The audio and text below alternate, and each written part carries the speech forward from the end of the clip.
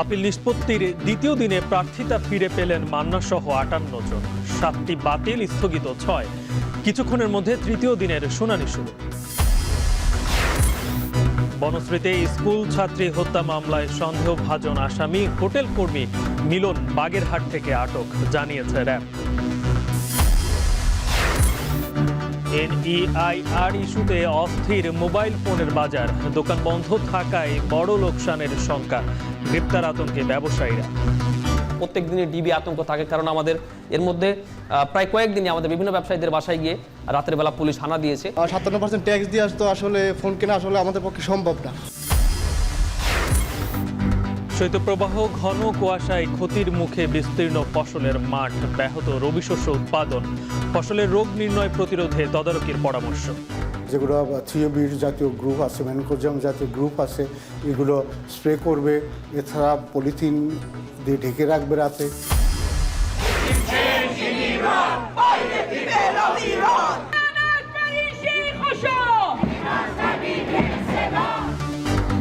বিক্ষোভকারীদের দমনে red line অতিক্রম করেছে ইরান, মন্তব্য ট্রাম্পের। যুক্তরাষ্ট্র ইসরায়েলের উস্কানিতে এমন পরিস্থিতি, বলছে তেহরান।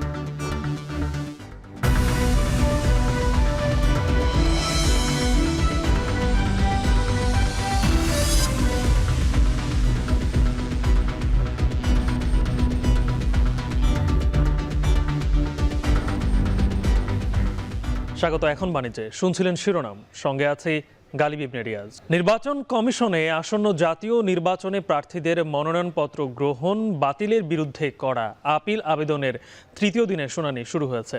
এর আগের 2 দিনে 140টি শুনানিতে প্রার্থিতা ফিরে পেয়েছেন 110 জন।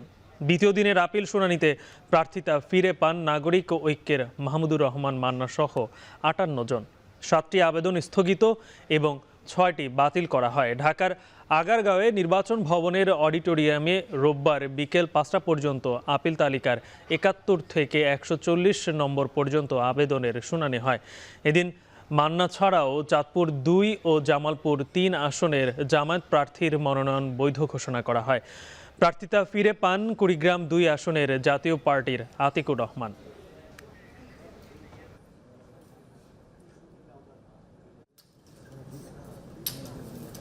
প্রশাসনকে দৃঢ়করণ না করলে আমরা একটা ফলহীন, মানহীন ইলেকশনের দিকে যেতে পারি। ভবিতব্য সরকার যারা হবে তাদেরকেও বুঝতে হবে যে মানহীন একটি নির্বাচনের সরকার যদি গঠিত হয় তাদের ম্যান্ডেট ঘাটতি হবে এবং তারা দেশ চালাতে হোঁচট খাবে। মতলবকে আগায় নেওয়ার জন্য, সুষম উন্নয়নের জন্য, যোগাযোগ ব্যবস্থাকে উন্নত করার জন্য, একটা ইন্ডাস্ট্রিয়াল জোন হিসাবে এটাকে তৈরি করার জন্য, আপামর জনসাধারণের জন্য আমি আমার সকল প্রচেষ্টা জীবনের শেষ সময়টুকু উজাড় করে দিতে চাই। আমাকে বিরোধিতা করবার জন্য যে মবক্রাসি করা হয়েছে, এটা ইল ওমেন, এক কথায় খুবই একটা অশুভ ইঙ্গিত, যার কারণে আমি মনে করি জেলা প্রশাসক নিজে বিচলিত হয়ে সামাল দেবার জন্য মনে করেছেন একটা খারাপ পরিস্থিতি হবার চাইতে বিষয়টা নির্বাচন কমিশনে যাওয়াই ভালো, না হলে এটা বাতিল করবার কোনো কারণ ছিল না। আসন্ন ত্রয়োদশ জাতীয় সংসদ নির্বাচনে নতুন মাত্রা যোগ করেছে পোস্টাল ব্যালট। প্রথমবারের মতো প্রবাসী বাংলাদেশিরা এর মাধ্যমে ভোটাধিকারের সুযোগ থাকলেও প্রচারণা সহ নানা জটিলতায় নির্ধারিত সময়ের মধ্যে নিবন্ধন করেছেন যুক্তরাজ্যের সীমিত সংখ্যক প্রবাসী। তবে নানা অভিযোগ থাকলেও অন্তর্বর্তী সরকারের এই উদ্যোগকে ইতিবাচক হিসেবে দেখছেন তারা। যুক্তরাজ্য থেকে আরও জানাচ্ছেন শরীফুল ইসলাম চৌধুরী। দরজায় কড়া নাড়ছে ত্রয়োদশ জাতীয় নির্বাচন। দেশ পেরিয়ে প্রবাসেও বইছে ভোটের হাওয়া। পোস্টাল ব্যালটের মাধ্যমে প্রথমবারের মতো ভোটাধিকার পাচ্ছেন প্রবাসী বাংলাদেশিরা। এই সুযোগ পেয়ে আনন্দ প্রকাশ করেছেন যুক্তরাজ্য প্রবাসীরা।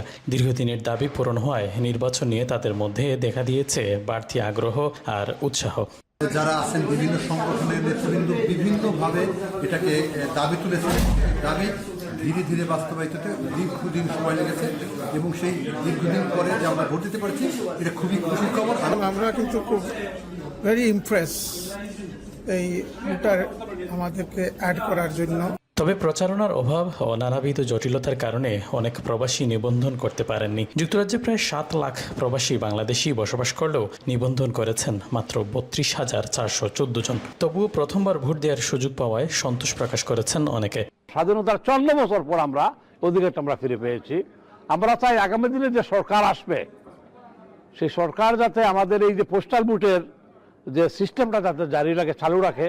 পোস্টাল ভোট বিডি অ্যাপের মাধ্যমে বিশ্বের বিভিন্ন দেশে অবস্থানরত প্রবাসীদের ভোটার তালিকায় নিবন্ধন প্রক্রিয়া শুরু হয় গেল 18 নভেম্বর। আর 5 জানুয়ারি ছিল যুক্তরাজ্য প্রবাসী বাংলাদেশিদের ভোট রেজিস্ট্রেশনের শেষ দিন। বিশ্বের 40টি দেশে অবস্থানরত প্রবাসী বাংলাদেশিরা পোস্টাল ভোটে আবেদন করার সুযোগ পেয়েছেন। শরীফুল ইসলাম চৌধুরী, এখন লন্ডন।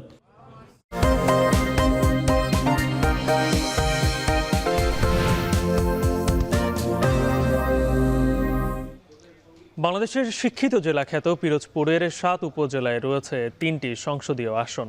10,42,000-এর এই জেলার পশ্চিমে বলেশ্বর নদী বাগেরহাটের সাথে বিভাজিত করেছে।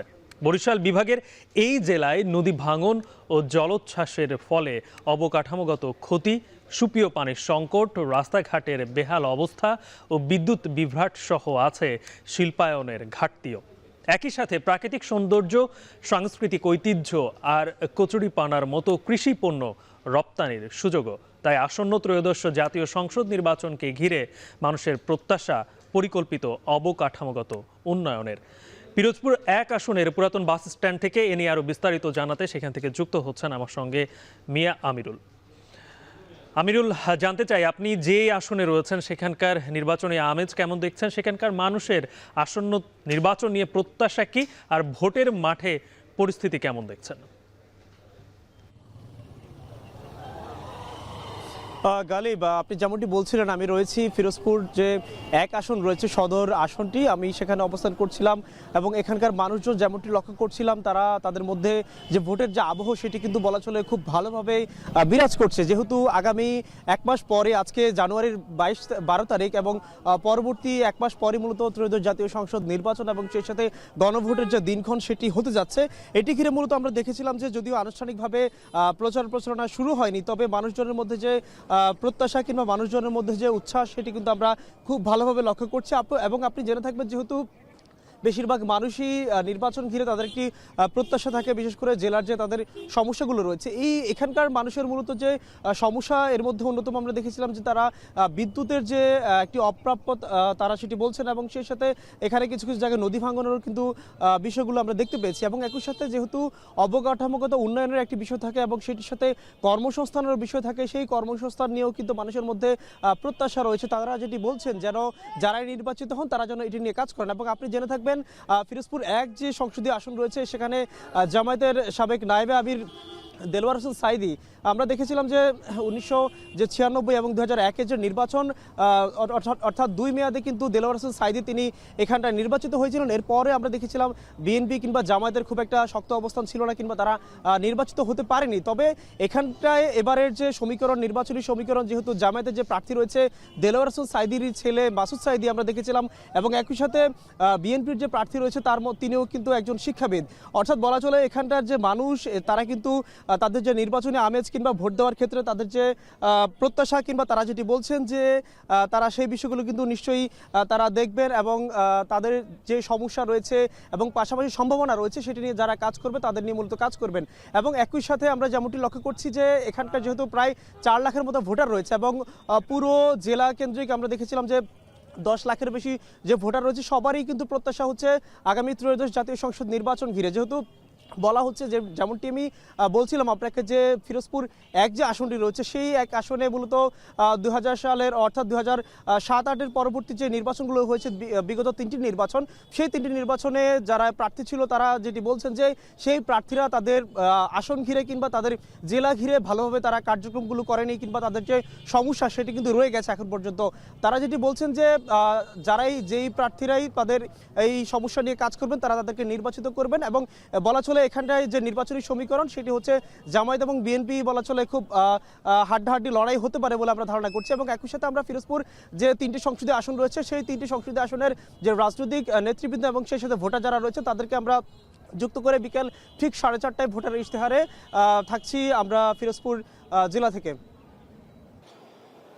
গালিব, জানিয়ে রাখতে চাই যে তৃতীয় দিনের মতো আজকে ত্রয়োদশ জাতীয় সংসদ নির্বাচনের বাতিল হওয়া যে আবেদনগুলো ছিল মনোনয়নের, সেগুলোর শুনানি কার্যক্রম শুরু হয়েছে। প্রতিদিনের মতো আজকেও 70টি আবেদন নিয়ে শুনানি করবে নির্বাচন কমিশন এবং সেই কার্যক্রম ইতিমধ্যে শুরু হয়ে গেছে। সেই সঙ্গে একটু জানিয়ে রাখতে চাই যে গত দুদিনে 110 জন প্রার্থী তাদের যে মনোনয়নের বৈধতা সেটি ফিরে পেয়েছে।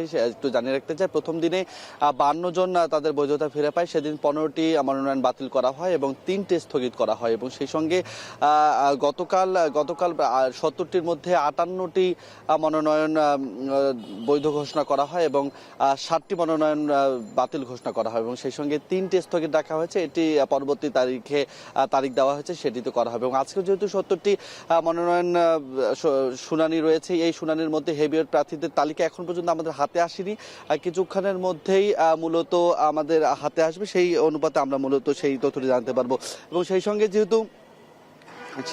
যেহেতু এই প্রক্রিয়াটি আরো কয়েকদিন চলবে, অর্থাৎ 18 জানুয়ারি পর্যন্ত চলবে, এই তালিকার মধ্যে কিন্তু বেশ কিছু বিষয় রয়েছে, বিশেষ করে হেভিওয়েট প্রার্থী যারা রয়েছে তাদেরগুলো মূলত খুব গুরুত্বের সঙ্গেই দেখা হবে এমনটি কিন্তু জানানো হয়েছে। সেই সঙ্গে যদি একটু জানিয়ে রাখতে চাই, প্রথম দিনে তাসনিম যারা ঢাকা 9 আসন থেকে তিনি তার মনোনয়ন ফিরে পেয়েছেন এবং কক্সবাজার 3-এর জামায়াতে ইসলামের হামিদুর রহমান আজাদ তিনি তার মনোনয়ন বৈধতা পেয়েছেন। সেই সঙ্গে আরো বেশ কয়েকটি হেভিওয়েট প্রার্থী কিন্তু তাদের মনোনয়ন যে বৈধতা সেটি ফিরে পেয়েছেন। অর্থাৎ আজকে কিছুক্ষণের মধ্যে হয়তো আমরা সেই তালিকাটি পাবো, কারা কারা মূলত হেভিওয়েট রয়েছেন আজকের তালিকায়, আর সেটি আমরা পরবর্তীতে হয়তো দর্শকদের জানাতে পারবো। গালিব, এই ছিল আমার কাছে এখন পর্যন্ত সর্বশেষ। নির্বাচন কমিশনের সামনে থেকে যুক্ত ছিলেন রাজু আহমেদ। রাজধানী বনশ্রীতে গলা কেটে স্কুল ছাত্রীকে হত্যার ঘটনায় প্রধান সন্দেহভাজন হোটেল কর্মী মিলন মল্লিককে বাগেরহাট থেকে আটক করেছে র্যাব। র্যাব জানায় হত্যাকাণ্ডের পরই প্রধান অভিযুক্তকে ধরতে কাজ শুরু করেন তারা। প্রযুক্তির সহায়তায় জানতে পারেন বাগেরহাট সদর থানার একটি বাসায় অভিযুক্ত মিলন লুকিয়ে আছে। রাতভর অভিযান চালিয়ে তাকে সেখান থেকে আটক করে র্যাব 3-এর একটি দল। কেন হত্যা করা হলো স্কুল ছাত্রীকে সেই বিষয়টি এখনও নিশ্চিত নয় তারা। জিজ্ঞাসাবাদ শেষে ঘটনার আদ্যোপান্ত জানবেন তারা। এই ঘটনায় খিলগাঁও থানার মামলায় তাকে গ্রেপ্তার দেখানো হয়েছে।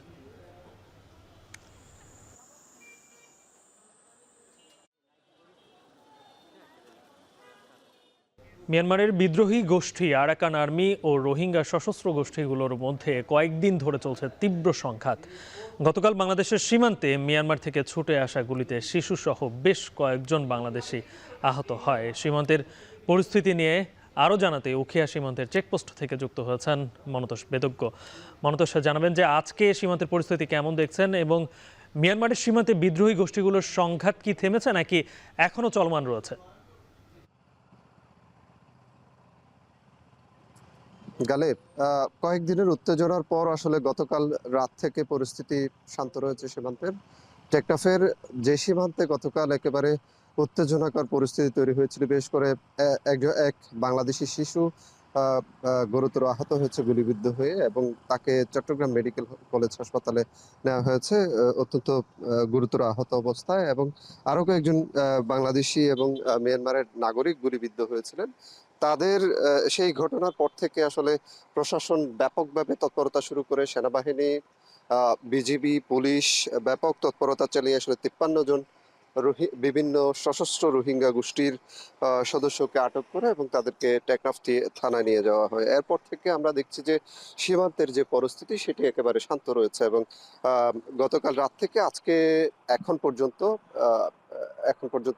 কোনো ধরনের অপ্রীতিকর ঘটনা সীমান্তে নতুন কোনো পরিস্থিতি তৈরি হয়নি এবং সীমান্তের পরিস্থিতি যেহেতু শান্ত রয়েছে, আমরা দেখছি যে সীমান্তে বিজিবির নজরদারি বাড়ানোর পাশাপাশি এখানে যে কক্সবাজার টেকনাফ মহাসড়ক রয়েছে সেই সড়কে কিন্তু তল্লাশি চৌকিগুলোতে নিরাপত্তা ব্যবস্থা জোরদার করা হয়েছে। আমরা দেখছি এখানে সেনা সদস্যরা রয়েছেন তল্লাশি চৌকিতে, পুলিশ সদস্যরা রয়েছেন, এপিবিএন রয়েছে, তারা কিন্তু প্রত্যেকটা গাড়িতে আসলে তল্লাশি চালাচ্ছে। সন্দেহজনক কাউকে দেখলেই আসলে তাদেরকে তল্লাশি করা হচ্ছে এবং বিশেষ করে যেসব রোহিঙ্গাকে এই তল্লাশি চৌকিগুলোতে পাওয়া যাচ্ছে, যারা ক্যাম্প থেকে বেরিয়ে যাচ্ছেন তাদেরকে কিন্তু আটক করা হচ্ছে এবং তাদেরকে আবার ক্যাম্পে ফিরিয়ে দেওয়া হচ্ছে। আমরা সেই চিত্র এখানে কক্সবাজারের বেশ কয়েকটি পয়েন্টে আমরা দেখেছি। বিশেষ করে কক্সবাজার টেকনাফ মহাসড়কের যে উখিয়া থেকে টেকনাফ যাওয়ার যে পথ, সেই পথটিতে কিন্তু বেশ কয়েকটি তল্লাশি চৌকি রয়েছে। সেই তল্লাশি চৌকিগুলোতেই মূলত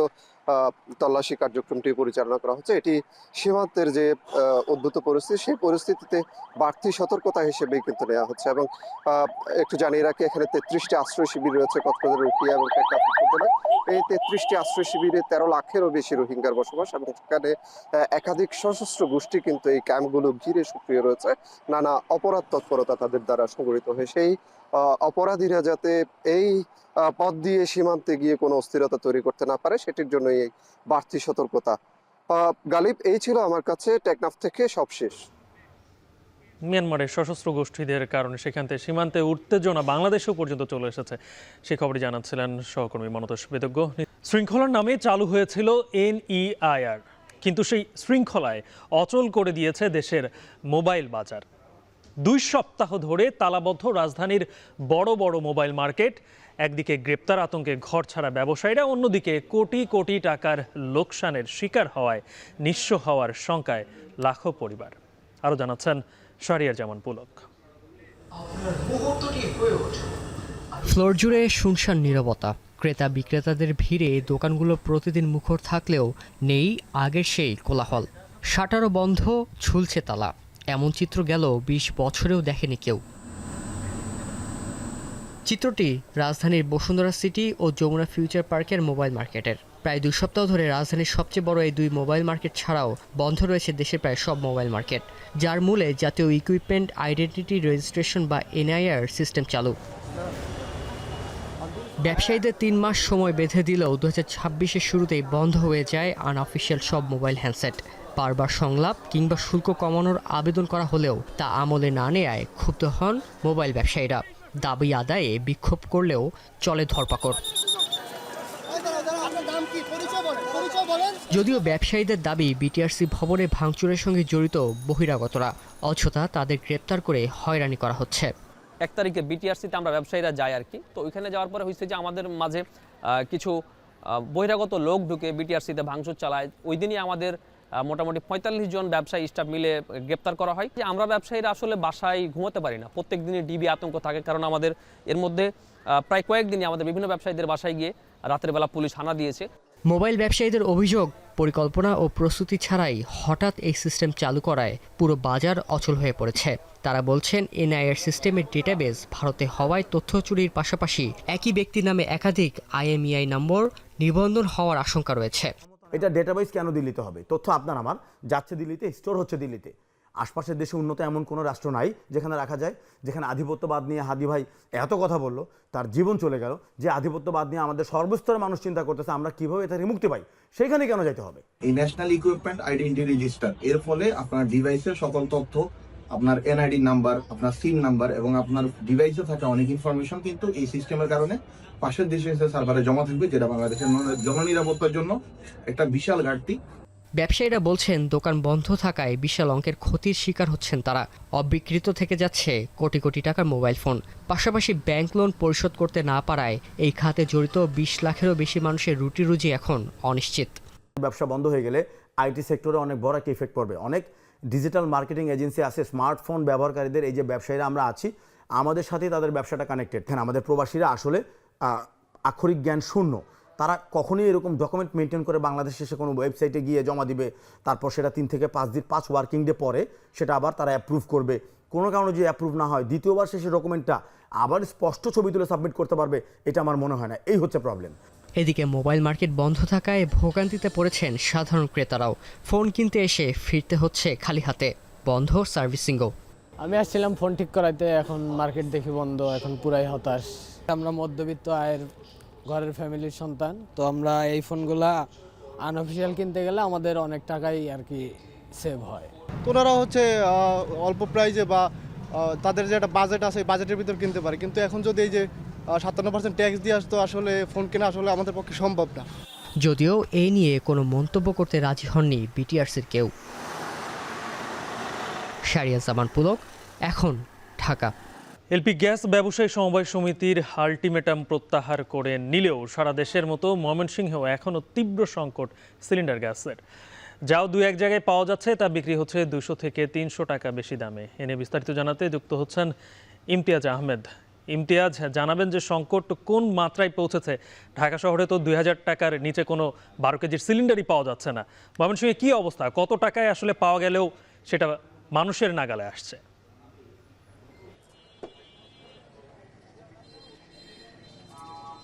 গালিব 2 সপ্তাহেরও বেশি সময় ধরে এলপি গ্যাসের যে তীব্র সংকট বাংলাদেশে রয়েছে আমরা কিন্তু সেটা দেখতে পাচ্ছি, এবং ময়মনসিংহে এখনও কিন্তু সরবরাহ স্বাভাবিক হয়নি। যদিও এলপি গ্যাস সমবায় সমিতির যে আলটিমেটাম যেটা আপনিও বলছিলেন সেটি কিন্তু প্রত্যাহার করার পরও কিন্তু সেই সরবরাহ কিন্তু একেবারেই কাটেনি, বরঞ্চ আরও তীব্র সংকট আকার ধারণ করছে। আমরা রয়েছি ময়মনসিংহ নগরীর অত্যন্ত ব্যস্ততম একটি নগরী, একটি জায়গা শান্তিপাড়া মোড়ে রয়েছে, এখানে একটি বাজার রয়েছে রেল ক্রসিং। সকাল থেকে রিক্সা দিয়ে বিভিন্ন পরিবারের পক্ষ থেকে মানুষ খালি বোতল নিয়ে আসছিল যে এলপি গ্যাস কেনার জন্য, সিলিন্ডার গ্যাস মূলত, কিন্তু এখানে যে সিলিন্ডারগুলো আমরা দেখতে পাচ্ছি এগুলো সবই খালি, এবং দোকানদাররাও বিভিন্ন পরিবেশক যারা রয়েছেন, ডিলার পয়েন্ট রয়েছে সেখানে যোগাযোগ করছেন, তারাও সংকট দেখাচ্ছেন, এবং তারা বলছেন যে গতকালকে 4টা-5টা করে সারাদিনে তারা পান, সেগুলো 1500 টাকা করে কিনছেন এবং 1600-1650 টাকা, কোনো কোনো ক্ষেত্রে 1700 টাকা পর্যন্ত তাদেরকে বিক্রি করতে হচ্ছে। সুতরাং সরকারের দাম তো দূরের কথা, একেবারে পরিবেশক যারা তারাও বেশি দামে বিক্রি করছেন, এবং এখানে খুচরা পর্যায়ে আসে সেখানেও কিন্তু 2-1 জায়গায় হয়তো যেখানে পাওয়া যাচ্ছে সেখানেও বেশি দামে কিনতে হচ্ছে। যেটা বলা হচ্ছে যে আমরা কয়েকটি ডিলার পয়েন্টের সঙ্গে কথা বলেছিলেন, তারা যেটা জানিয়েছেন ময়মনসিংহ জেলার প্রতি মাসে 350 টন এই এলপি গ্যাসের প্রয়োজন পড়ে, সেটা রান্নাবাড়ি থেকে শুরু করে বিভিন্ন ক্ষেত্রে ব্যবহার করা হচ্ছে। তবে তারা যেটা বলছেন যে খুব শীঘ্রই এর কিন্তু সমাধান হচ্ছে, যেহেতু এটি বিদেশ থেকে আমদানি করতে হয়, সুতরাং আমদানির যে একটা প্রক্রিয়া রয়েছে সেটি করতে কিন্তু ইতিমধ্যে এলসি খোলা হয়েছে, সেটি আনতে যতদিন সময় লাগে 20 থেকে এখনও আরও 25-30 দিনের মতো কিন্তু এইটি স্বাভাবিক হতে সময় লাগতে পারে বলে তারা জানিয়েছেন। এছাড়া যেহেতু সমুদ্র পথে বা বিভিন্ন বৈশ্বিক এখানে বিষয় রয়েছে, যেহেতু আমরা জানি যে ইউক্রেন রাশিয়ার যুদ্ধ রয়েছে, সুতরাং সার্বিকভাবে বিবেচনা করলে বেশ কয়েকটি কোম্পানি আছে যারা হয়তো কিছু কিছু এই ধরনের সিলিন্ডার গ্যাস তারা কিন্তু সরবরাহ করতে পারছে, তবে সেটি খুব চড়া দামে কিন্তু হচ্ছে। তবে সাধারণ মানুষের যেটি দুর্ভোগ সেটা আমরা কিন্তু সকাল থেকে আমরা দেখতে পাচ্ছি, তারা অনেকেও বলছেন যে অনেকে 2000 টাকা দিয়েও কিন্তু অনেক জায়গা থেকে এই গ্যাস কিন্তু তারা কিনতে পারছেন না। সুতরাং সেই জায়গা থেকে সাধারণ মানুষ কিন্তু চাচ্ছেন যে দ্রুত সময়ের মধ্যে এই সমস্যার সমাধানটি হোক। তবে অন্যান্য ক্ষেত্রে যদি আমি বলি যে পরিবহন সেক্টর, এলপিজি যেগুলো ফিলিং স্টেশনগুলো রয়েছে সেখানেও কিন্তু পরিবহন সেক্টরে কিন্তু একটা স্থবিরতা এসেছে, সেখানে এই গ্যাসের সংকট রয়েছে। সব মিলিয়ে তীব্র একটা সংকটের মধ্যে রয়েছে ময়মনসিংহে এই বিশেষ করে সিলিন্ডার গ্যাস নিয়ে। কালিব, সারা দেশের মতো ময়মনসিংহেও তীব্র সংকট দেখা দিয়েছে এলপি গ্যাসের। খুব কম সংখ্যক সরবরাহ রয়েছে, যাও পাওয়া যাচ্ছে সেটিও উচ্চ দামে কিনতে হচ্ছে গ্রাহকদের। সে খবরই জানাচ্ছিলেন ইমতিয়াজুর রহমান।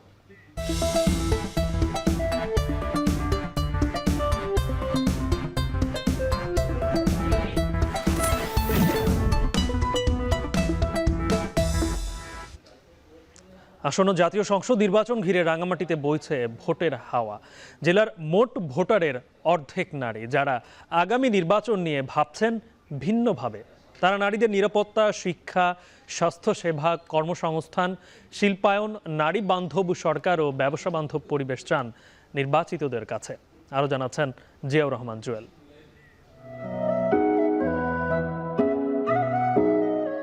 রাঙামাটি, খাগড়াছড়ি ও বান্দরবান এই 3 পাহাড়ি জনপদ নিয়ে 1860 সালে গোড়াপত্তন হয় নৈসর্গিক পার্বত্য চট্টগ্রাম জেলার। কিন্তু বিশেষ ভৌগোলিক অবস্থার অজুহাতে 1.5 শতাব্দী প্রাচীন এই জনপদ এখনো বৈষম্য আর অবহেলার শেকলে বন্দী। তবে 24 জুলাই বিপ্লবে বদলে যাওয়া নতুন বাংলাদেশে আর সেই পুরনো বৈষম্য ও অবহেলার ক্ষত দেখতে চান না রাঙামাটির নারী ভোটাররা। আগামী জাতীয় নির্বাচন নিয়ে তাই এখানকার নারী ভোটারদের ভাবনায় এসেছে ভিন্নতা।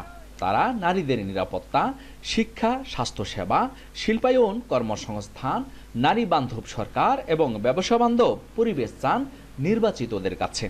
টুরিস্ট স্পটগুলোতে যেন উদ্যোক্তাদের মার্কেট করে দেওয়া হয়। ডিজিটাল মার্কেটিং এর মাধ্যমে তাদের প্রোডাক্টগুলো যাতে বিশ্ববাজারে এবং সারা বাংলাদেশে পৌঁছে যেতে পারে সেই উদ্যোগ যাতে সরকার গ্রহণ করে। শিক্ষা, চিকিৎসা, ব্যবসা বান্ধব হলে আমরা একটা ভালো সরকার উপহার দিতে পারবো। দেশের অর্ধেক জনসংখ্যা নারীদেরকে পিছিয়ে রেখে জাতিকে এগিয়ে নেওয়া সম্ভব নয়। তাই জাতীয় উন্নয়নে নারীদের সমান অংশীদার নিশ্চিত করতে হলে তাদের অধিকার ও সুযোগ নিশ্চিত করতে হবে বলে মনে করেন এই নারী উন্নয়ন কর্মী। আসন্ন নির্বাচনে নেতারা এমনভাবে তাদের কর্মপরিকল্পনা দাঁড় করাবে যেখানে নারীদের অর্থনৈতিক অধিকার থাকবে, অর্থনৈতিক দুঃখ দুর্দশা থেকে মুক্ত হওয়ার জন্য তাদেরকে সর্বোচ্চ চেষ্টা করবে বিভিন্ন সেফটি নেট প্রোগ্রামের আওতায়। নগরায়ন ও শিল্পায়নের দৌড়ে দেশের মূল ভূখণ্ড এগিয়ে থাকলেও ললাট থেকে প্রান্তিক আর পশ্চাৎপদতার দাগ মুছতে পারেনি পাহাড়ি এই জনপদ। তাই অমিত সম্ভাবনাময় উর্বর এই পার্বত্য ভূমিতে নারীদের হাত ধরে বহুকালের আরাধ্য অর্থনৈতিক মুক্তি ও সমৃদ্ধির চাষাবাদ ছড়িয়ে পড়বে, এমনটাই প্রত্যাশা পাহাড়ের নারীদের। জিয়াউর রহমান জুয়েল, এখন রাঙামাটি। তীব্র শীত আর কুয়াশায় ক্ষতির মুখে বিস্তীর্ণ ফসলের মাঠ। শৈত্যপ্রবাহের কারণে আলু, সরিষা সহ রবি শস্যে দেখা দিয়েছে শীতজনিত রোগ। এতে দুশ্চিন্তায় দেশের বিভিন্ন অঞ্চলের প্রান্তিক কৃষকেরা। আরও জানাচ্ছেন সাজিদা রাফাত।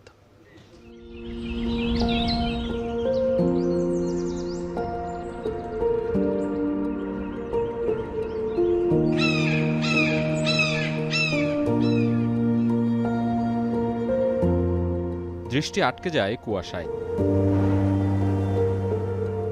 পৌষের শুভ্রতায় আবৃত ফসলের মাঠ, দিগন্তজোড়া ফুল ফসল, আলু, সরিষা, ভুট্টা, আবার কোথাও রবি শস্যের বিরান ভূমি। শীতের এসব ফসলের মাঝেই লুকানো কৃষকের হাসি। তাই তো প্রতিকূল আবহাওয়াতেও তাদের এমন ব্যস্ততা। তবে সাম্প্রতিক শৈত্যপ্রবাহে মাঠের ফসলও ক্ষতির শঙ্কায়। রাতের ঘন কুয়াশায় বিবর্ণ হচ্ছে বোরো ধানের বীজতলা। মুন্সিগঞ্জ, রংপুর, বগুড়া, দিনাজপুর, ময়মনসিংহ সহ দেশের বিভিন্ন এলাকায় ব্যাহত হচ্ছে বীজতলা প্রস্তুতের কাজ। এছাড়া ছত্রাকজনিত রোগে রং হারাচ্ছে পেঁয়াজের চারাও। সূর্যের আলোর অভাবে ফসলের গুণগত মান হারানোর আশঙ্কায় কৃষক। যে পরিমাণ খরচ উঠতেছে না, খরচ তো বাড়তি, কামলা খরচ বাড়তি, এমনি হাল চাষের সব দিক দিয়ে বাড়তি।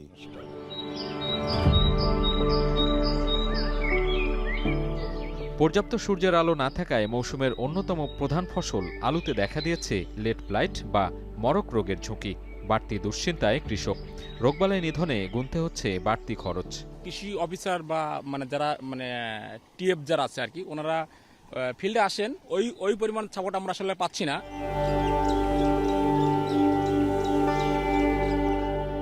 এছাড়া অতিরিক্ত শীতে বিভিন্ন এলাকার সর্ষে ফুলে দেখা দিয়েছে পাতা ঝলসানো রোগ। শীতকালীন সবজিতেও বেড়েছে পোকার উপদ্রব। লোকসানের আশঙ্কায় কৃষক। শীতের জন্য সারও বেশি দেওয়া লাগতেছে, ওষুধ সপ্তাহে 2 বার করে দেওয়া লাগতেছে। এই ডাটা পোকে ধরে, আমরা কীটনাশক ওষুধ দিই। এমন বাস্তবতায় কৃষি সম্প্রসারণ অধিদপ্তর বলছে, শৈত্যপ্রবাহের কারণে বিভিন্ন ফসল ক্ষতির শঙ্কায় পড়েছে। তবে শীতজনিত ক্ষতি থেকে ফসল রক্ষায় মাঠ পর্যায়ে জরুরি দিক নির্দেশনা ও বিশেষ কৃষি আবহাওয়া পরামর্শ দেয়া হচ্ছে বলে দাবি তাদের। উৎপাদন ব্যাহত হওয়ার কোনোই আশঙ্কা করছি না। এই শৈত্যপ্রবাহ হয় এবং আমরা সেই ব্যবস্থাগুলিও নিয়ে থাকি। এখন আধুনিক অনেক কৃষি ব্যবস্থা হয়েছে। কোল্ড ইনজুরি থেকে রক্ষা করার জন্য কিছু ছত্রাকনাশক আছে, যেগুলো থিওবির জাতীয় গ্রুপ আছে, ম্যানকোজিয়াম জাতীয় গ্রুপ আছে, এগুলো স্প্রে করবে। এছাড়া পলিথিন দিয়ে ঢেকে রাখবে রাতে।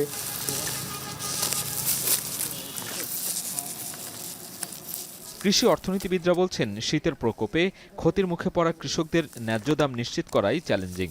আবহাওয়াজনিত কারণে উৎপাদন ব্যাহত কিংবা পণ্যমূল্যে যাতে প্রভাব না পড়ে সেদিকে সরকারের নজরদারির তাগিদ তাদের। বাজারগুলোতে যারা পণ্য বিক্রি করে তারা সাধারণত সরবরাহ সংকটের কথা বলে পণ্যের দাম বাড়ায়। তো আমাদের এদিকে লক্ষ্য রাখা উচিত যেন পণ্যের দাম না বাড়াতে পারে। মাঠ ভরা ফসল নিয়ে কৃষকের যে স্বপ্ন, তাতে প্রকৃতি বাদ সাধলেও তাদের রক্ষা কবচ হতে পারে টেকসই উৎপাদন ব্যবস্থা ও ফসল সংরক্ষণে প্রণোদনা। সাজিদা রাফাত, এখন ঢাকা। এবার আন্তর্জাতিক প্রসঙ্গ। বিক্ষোভকারীদের দমন পীড়ন করে ইরান সরকার তাদের রেড লাইন অতিক্রম করেছে বলে অভিযোগ তুলেছেন মার্কিন প্রেসিডেন্ট ডোনাল্ড ট্রাম্প। এই অবস্থায় মার্কিন সেনারা শক্তিশালী পদক্ষেপের কথা ভাবছে বলেও জানিয়েছেন তিনি। এমনকি তেহরান ওয়াশিংটনের সঙ্গে আলোচনায় বসতে চায় বলেও জানিয়েছেন ট্রাম্প। আরও জানাচ্ছেন Touhidur Rahman.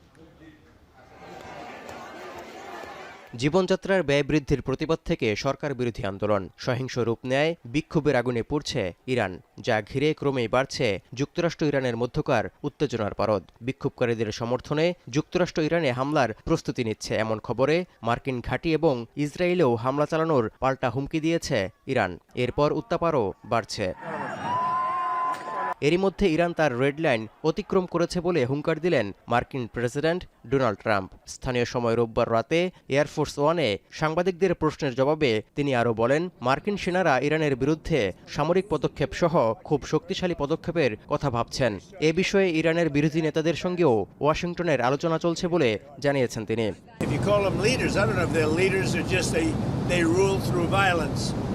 But we're looking at it very seriously. The military is looking at it, and we're looking at some very strong options. We'll make a determination. এমন পরিস্থিতিতে পারমাণবিক চুক্তির জন্য যুক্তরাষ্ট্রের সঙ্গে আলোচনা করতে ইরান সরকার যোগাযোগ করছে বলেও দাবি করেন তিনি। তবে ইরানের উপর মার্কিন হামলার আগে বৈঠক হবে না বলেও ইঙ্গিত দিয়েছেন ট্রাম্প। এমনকি ইলন মাস্কের সঙ্গে কথা বলে ইরানের বিক্ষোভকারীদের কাছে স্টার্লিং পাঠানোর প্রতিশ্রুতিও দিয়েছেন মার্কিন প্রেসিডেন্ট। এদিকে অস্থিতিশীল পরিস্থিতির জন্য যুক্তরাষ্ট্র এবং ইসরায়েলের উস্কানিকে দায়ী করেছেন ইরানের প্রেসিডেন্ট মাসুদ পেজেশকিয়ান। এমনকি নাশকতা চালানোর জন্য একটি দলকে বিদেশে সন্ত্রাসী প্রশিক্ষণ দিয়ে পাঠানো হয়েছে বলেও অভিযোগ তুলেছেন। তাই এই চক্রান্তে পা না দিতে দেশবাসীর প্রতি আহ্বানও জানিয়েছেন দেশটির প্রেসিডেন্ট। এমনকি আলোচনার মাধ্যমে অর্থনৈতিক সমস্যা সমাধানে তার সরকার দৃঢ় প্রতিজ্ঞ বলেও দাবি পেজেশকিয়ানের। دارن به اینا درس میدن برید ما هم هستیم همونایی که این کشور رو زدن و جوانا و کودکان ما رو کشتن الان به اینا دارن دستور میدن شما این کارو بکنید ما هستیم شما برید خراب کنید। ইরান পুলিশ বলছে জানমাল ও গুরুত্বপূর্ণ স্থাপনা রক্ষায় রেড লাইন ঘোষণা ছাড়াও দাঙ্গাবাজদের মোকাবিলায় সার্বিক নিরাপত্তা প্রচেষ্টা আরও জোরদার করা হয়েছে। ফায়দা লোটার জন্য বিদেশি শত্রুরা বিক্ষোভকারীদের টোপ হিসেবে ব্যবহার করে তাদের মৃত্যুর দিকে ঠেলে দিচ্ছে বলেও সতর্ক করা হয়েছে। فرزندان ما را جوانهای ما را طعمه مرگ خودشون قرار دادن و تعداد زیادی از مردم عزیز ما را با این روش খামেনি শাসনের বিরুদ্ধে চলমান সহিংস আন্দোলনে 28 ডিসেম্বর থেকে শতাধিক নিরাপত্তা কর্মীও নিহত হয়েছেন বলে জানা গেছে। আর বিভিন্ন মানবাধিকার সংস্থার তথ্য বলছে সহিংস আন্দোলনে বিক্ষোভকারীরা সহ সব মিলিয়ে প্রাণহানি 500 ছাড়িয়েছে। তবে ইন্টারনেট বন্ধ থাকায় হতাহতের আসল সংখ্যা নিয়ে বিতর্ক রয়েছে। এরই মধ্যে নিহতদের শহীদ অভিহিত করে 3 দিনের রাষ্ট্রীয় শোকও ঘোষণা করেছে দেশটির সরকার। তৌহিদুর রহমান, এখন বিশ্ব। এই ছিল এখন বাণিজ্যের আয়োজন। এখন টেলিভিশন ওয়েবসাইটে দেখতে ভিজিট করুন এখন.tv, ফেসবুকে চোখ রাখুন facebook.com/tv.এখন, আর ইউটিউবে লাইভ দেখতে ভিজিট করুন youtube.com/এখন.tv।